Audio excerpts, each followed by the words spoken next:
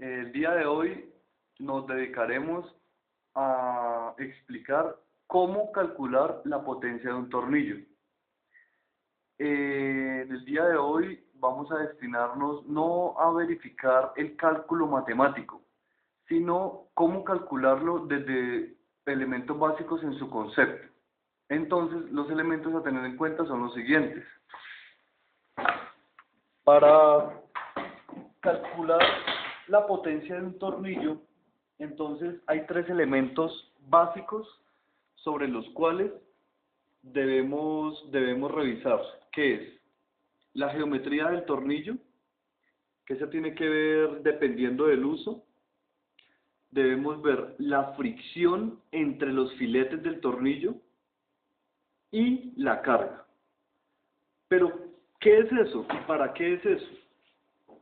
¿Por qué la geometría? ¿Por qué la fricción entre filetes y por qué la carga? Tres elementos básicos para poder calcular la potencia de ese tornillo. En el caso de hoy vamos a revisar un tornillo destinado para el ascenso y el descenso de una carga. Esta es una representación gráfica de un tornillo de potencia empleado para elevar un peso. Eso es los que se trabajan comúnmente. Entonces, ¿qué tenemos? Tenemos entonces una representación gráfica dentro del filete que tenemos a 30 grados para pernos y para rosca ACME a 14.5 grados.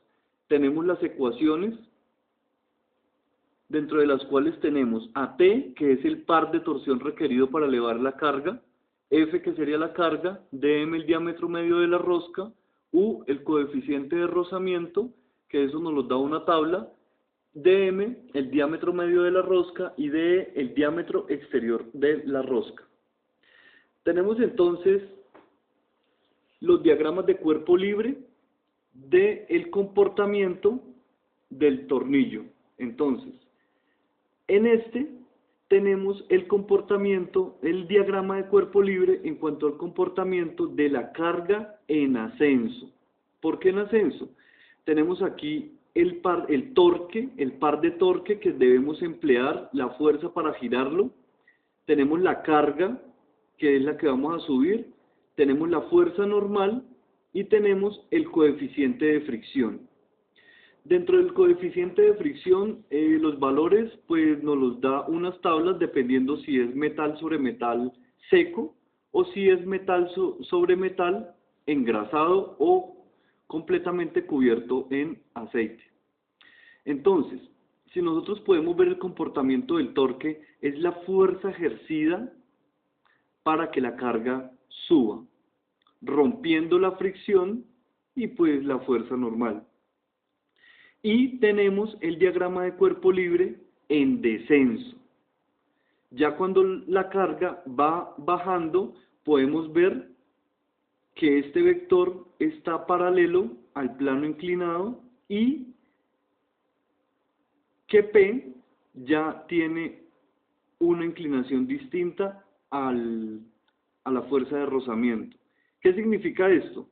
Que dependiendo del uso que nosotros tengamos, entonces allí es donde debemos determinar, por eso la importancia de la fricción entre filetes. ¿Por qué? Porque nosotros al momento en que ubicamos la carga, dependiendo del uso, por ejemplo, nosotros necesitamos que la carga de que ese tornillo está subiendo se quede en ese punto. Entonces, tanto la inclinación del filete como el coeficiente de fricción tiene que ser debe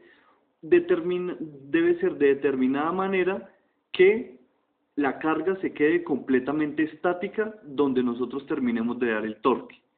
Si nosotros queremos en otra aplicación que simplemente con nosotros soltar, en este caso que es subiendo a P, con la inclinación del filete y el coeficiente de fricción adecuados, simplemente con aflojar las fuerzas, el tornillo girará de manera automática, permitiendo que solamente el peso de la carga rompa el coeficiente de fricción, bajando de manera automática. Entonces, como dije anteriormente, dependiendo del uso y de la aplicación, se debe tener dentro de estos dos diagramas de cuerpo libre los elementos que son la inclinación del filete y el coeficiente de fricción. Ya de allí simplemente pasamos a reemplazar las ecuaciones que ya han sido investigadas para tal fin. Gracias.